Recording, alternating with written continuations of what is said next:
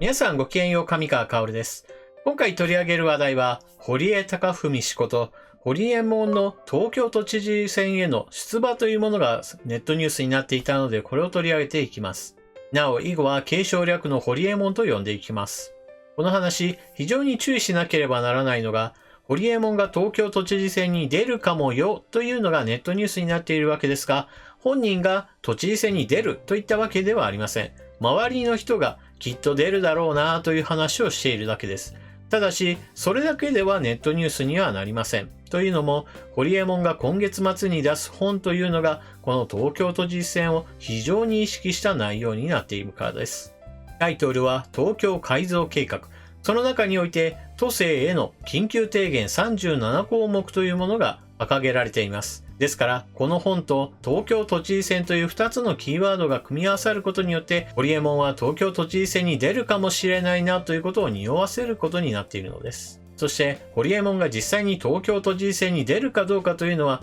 実際のところ本人か、もしくは関係者しかわからない話です。しかし、出馬するとなれば大きな話題になることは間違いありません。ですから、都政への緊急提言という本が一体どのような中身になっているのか少し予想をしながら話をしていこうと思います。といった具合に今回の動画というのは東京都知事選にホリエモンが出るかもよといったところの話についても注意が必要ですし、本についても実際まだ出ていません。まだ予約の段階です。その段階において話をするのですから、ほとんど全く違う話に後でなってくるかもしれません。そういったことを注意しながら動画を見ていってください。なお、今回、ニュースの読み上げを機械音声に少し任せてみました。今私は口内で少し口の中が痛いこともあって、なるべく喋る時間を少なくしようと思っています。その関係で一度機械音声に任せてみたのです。それでは、ホリエモンが都知事選に出るかもしれないよというニュースがどのように伝えられているのか、また出版予定の本の内容についても少し考察をしてみましょう。それではニュースをどうぞ。堀江貴文氏、都知事選出馬へ。関係者は可能性に 99%、7月投開票。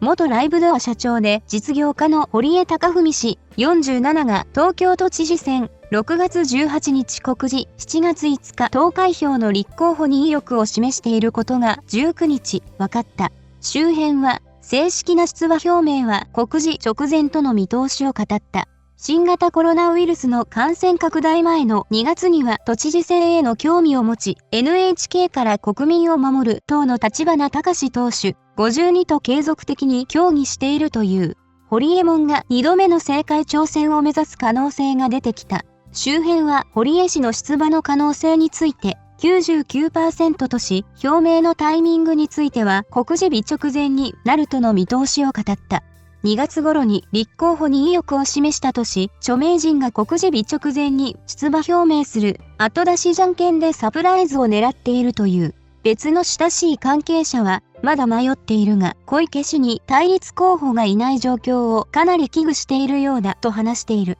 選挙戦は当選が目的ではないという異例の作戦を取るという。関係者によると、選挙中は自身の考えた東京改革案を披露する考えで、新型コロナウイルスの感染状況なども踏まえ、通常の街頭演説や集会、支援者回りなども行わず、インターネットを駆使する方針。約350万人がフォローする自身のツイッターや動画配信などで、従来型の選挙活動とは一線を画す。一方で、新聞やテレビ、選挙広報も活用し、自身の宣伝活動を行う。堀江氏は NHK から国民を守る党の立花孝氏と親しく、同党は支援に回るという。立花氏は都知事選に立候補する意向を明らかにしているが、堀江さんが出るなら取りやめると話している。出馬への意欲は新型コロナウイルス感染が収まらない現状への危機感がある。ツイッターでは過度のステイホームを批判。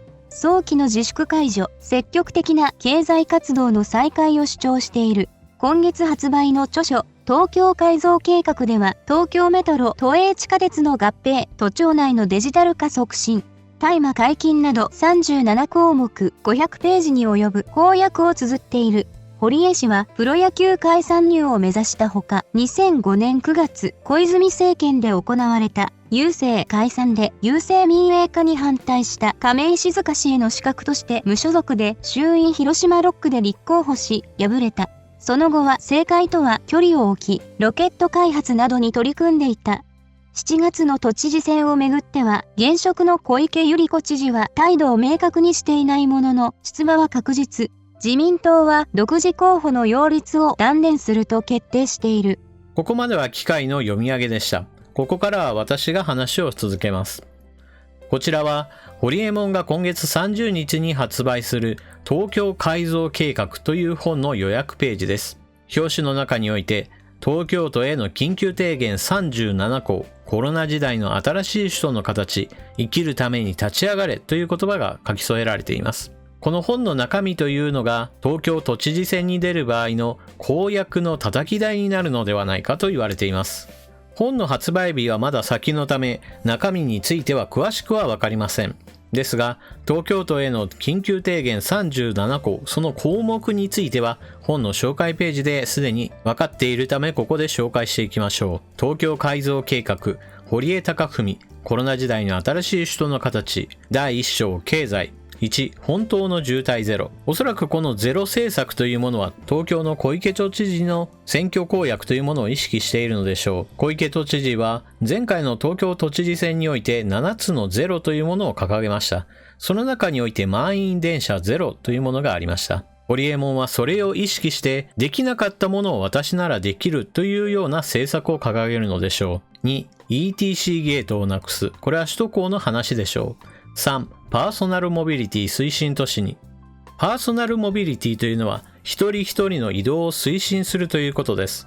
例えば私たちは4人乗りの車に1人で乗っている光景というものをよく見かけます。それは例えば通勤のためかもしれませんし、移動のためかもしれません。しかしパーソナルモビリティの世界においては一人乗りの車であるとか、もしくはレンタサイクルや様々な方法によってより多くの人々が効率的に移動することを目指すといった政策でしょう。4、満員電車は高くする。この高くするというのはおそらく乗車賃のことでしょう。時間帯によって値段が変わるようになれば、多くの人々が集中する時間においては運賃を高くすれば、値段の高い時間をなるべく避けようと思うのが誰しも思うところでしょう。そのように時間帯によって金額を分けるような政策を言っているのでしょう。5、切符も改札機もなくす。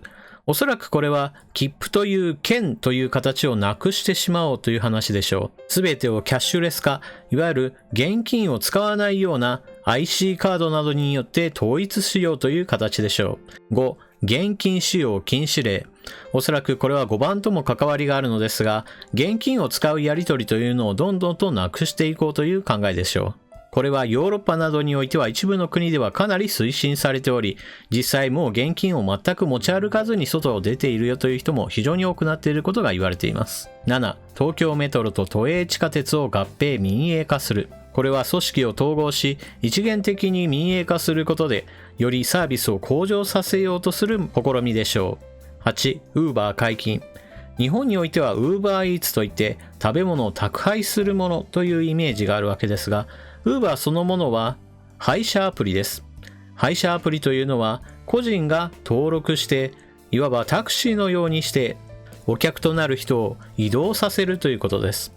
タクシー業界にとってはかなり大きなインパクトのある話となるでしょう。9、東京の空が空いている。これは本の中身を読むまでは詳細は不明なのですが、おそらくは2つの案が考えられます。まず第一に、ビジネスヘリをもっと活用しようという話かもしれません。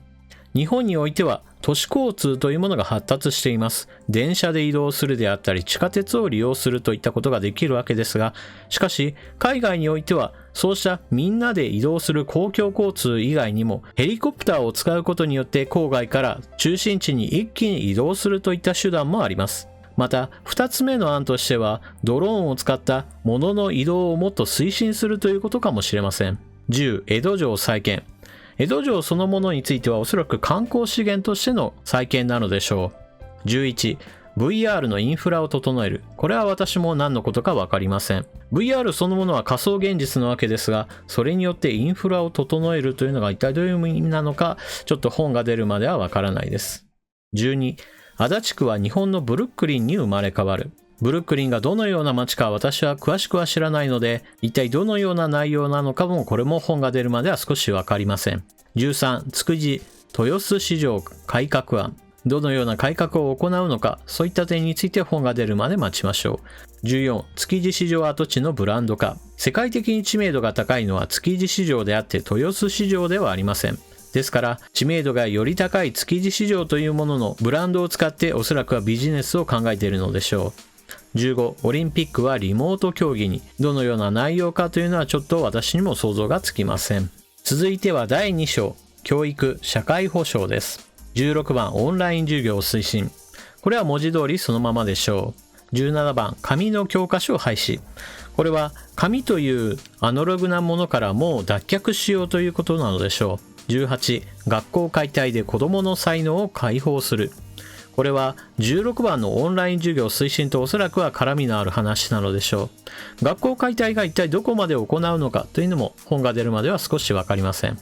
19、正解を教えない教育。一人一人が自分の頭で考える、そういった教育を目指すという話でしょう。20番、大麻解禁。これについては教育や社会保障の面から言っても私は反対です。21、低用量ピルで女性の働き方改革。低用量ピルについてはもっと活用されるべきものであり、そういった意味においては教育の中でもっと性教育を行うべきだというふうに私は考えるわけですが、ホリエモンがこれをどのような意味で考えているのかは本が出るまで待ちましょう。22番、健康寿命世界一。寿命が長いというだけでは決していいことではありません。大事なのは健康に寿命が長いということです。それをどのように実現するのかというのも内容はまだわかりません。23番、時事活馬場活で出会い応援。22番の健康寿命とも関わりがあるのですが、高齢者の場合一人きりになると一気に社交性が失われたり、健康寿命も短くなると言われています。そのため時事活馬場活といったもので高齢者同士の出会いというものを応援するのでしょう。24、東京のダイバーシティ。ダイバーシティという言葉そのものは性別や人種、年齢や性格、学歴、価値観など様々な考え方を受け入れるということなわけですが、ホリエモンが一体どのようなところで東京にはダイバーシティが実現されていないのかといったところをこの本の中で明らかにしてくれるでしょう。中身を見るまではこの話は少し評価のしようがない項目とも言えます。第3章、新型コロナウイルス対策。25、ストップ、インフォデミック。インフォデミックというのは、いわばフェイクニュースであったり、デマであったり、人々の思い込みの行動などによってもたらせる様々な間違った情報などをやめよう、止めようという話です。事実であったり、科学的な根拠によって物事を決めていこうというのが、ストップ、インフォデミックだと言えます。26、経済活動を再開せよ。これは日本国内における新型コロナウイルスの感染収束というものがほぼ確定したような状況の中において、まだ緊急事態宣言が完全に解除はされず、営業自粛などが幅広く求められていることに対するすぐにやめるべきだという話でしょう。第4章、都政。今こそネット選挙を導入せよ。選挙制度そのものを改革しようという話です。現在ではインターネットからの投票というものはできないわけですが、他の国においてはすでに実現している国があり、そういったものについてもっと日本も導入をすべきだという話でしょう。28番、QR コードで投票できる。これなどはスマートフォンなどを持っていればすぐに投票できるようにすべきだという話でしょう。29、記者会見なんてオンラインで開けばいい。東京都知事が記者会見を行う場合、その部屋においては様々な報道機関からの記者が集まっているものですが、現在ではインターネットというものがあるのですから、記者会見を行う場合、オンラインで開けばいいじゃないかという話です。30番、都職員の9割テレワーク化。項目としては9割テレワーク化とは書いてあるわけですが、実際には窓口業務などもあるわけですし、テレワークができないものというものもたくさんあるでしょう。ここにおいては窓口業務といった明らかにテレワークができないものを除いて、事務職のようなところにおいてはもうテレワークをどんどんと進めようという話なのでしょう。31、都職員の英語公用語化。これは世界中の国から人々がやってくる東京のようなメガシティにおいては英語ができるぐらいは必要だよねという意味だとは思いますが、30番との兼ね合いで言えばテレワーク化が進んで人との交流というものが日本人同士ばかりということになれば、それほど重要な話とも思えません。32、東京都をオール民営化。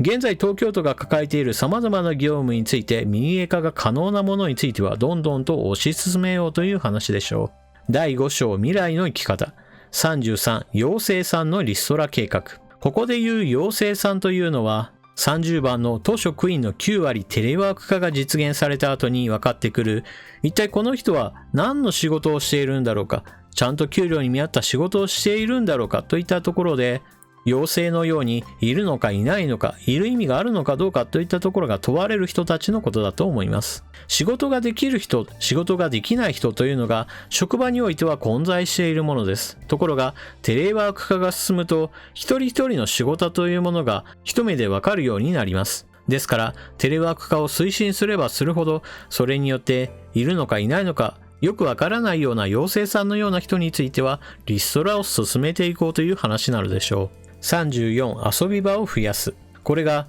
子供たちにとっての遊び場なのか、大人にとっての遊び場なのか、もしくは外国人の旅行者にとっての遊び場なのかというのは少しわからないわけですが、日本において夜の遊び場といえば、すぐに飲み屋街であるとか風俗街であるとか、そういったものを思い浮かべるわけですが、もっと夜通し遊べるようなエンターテインメントについても推進したいのかもしれません。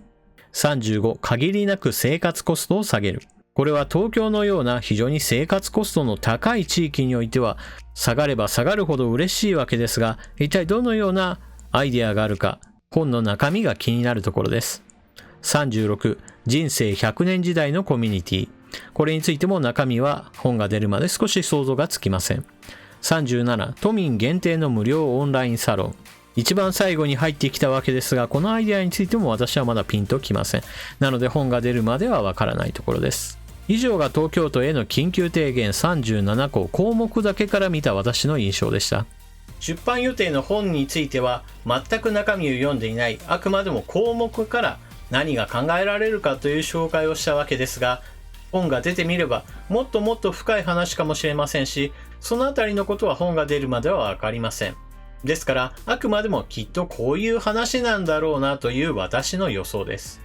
詳しく知りたい方はぜひとも本をどうぞという話になるわけですが、この流れそのものがホリエモンの意図したものかもしれません。気になる人がどんどんと本を買ってくれる、これこそが彼の狙いかもしれないのです。ただ、そうしたビジネスとしての販売促進活動かもしれませんが、本の中身の都政への緊急提言という意味では、これだけの項目が並んでいることは非常に良いことだと私は思います。教育改革なども行わなければなりませんし、東京一極集中の中において都政改革を行うということもやはり必要なことでしょう。問題はその進め方であったり、そのゴールが一体どのような場所であるのか、そういった議論については東京都知事選が行われるたびに激論を交わすべきでしょう。少なくとも今のままでずっとこのまま続けていけば問題ないといったそうした考え方ではおそらく時代遅れになってしまいます。一方で東京都知事選にホリエモン自身が自分が出るかどうかというのはあまり気にしていないかもしれません。それこそこの本が公約だと考えれば、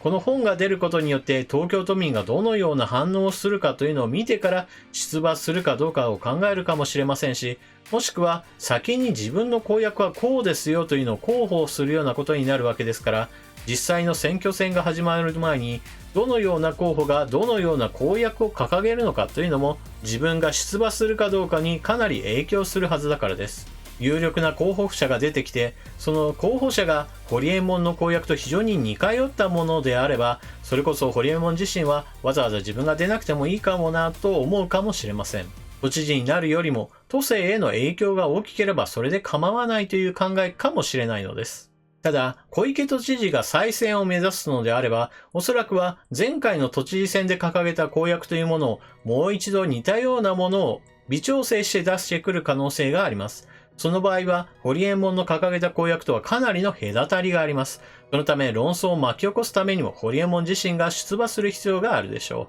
う。あとは東京都民が一体誰を都知事に選ぶかは民意によります。このような流れを見ていくと、ホリエモンは出ないよりは出た方が良いでしょう。というのも、東京都知事選を経ることによって、多くの人々に自分の考えを伝えることができるわけですが、同時に彼に対するファンというものも増えることになります。今回の記事で紹介されていたように、もしも大々的な活動というものを行わず、あくまでもネット中心の活動に絞っていけば、大きな費用はかかりません。それに比べて賛同者が多ければ多いほど、選挙後にも彼の動きというものを追っていく人々は多いでしょう。落選したところで、増えたファンを自分のビジネスに巻き込んでいくことができれば、それこそホリエモンにとっては後々大きなプラスしか残らないことになります。あなたはホリエモンは出馬すると思いますか？それとも出馬しないと思いますか？そしてもしも出馬するとしたら、都知事になる確率はどれほどあると思うでしょうか？ぜひともコメントしていってください。それでは動画を最後までご視聴いただきありがとうございました。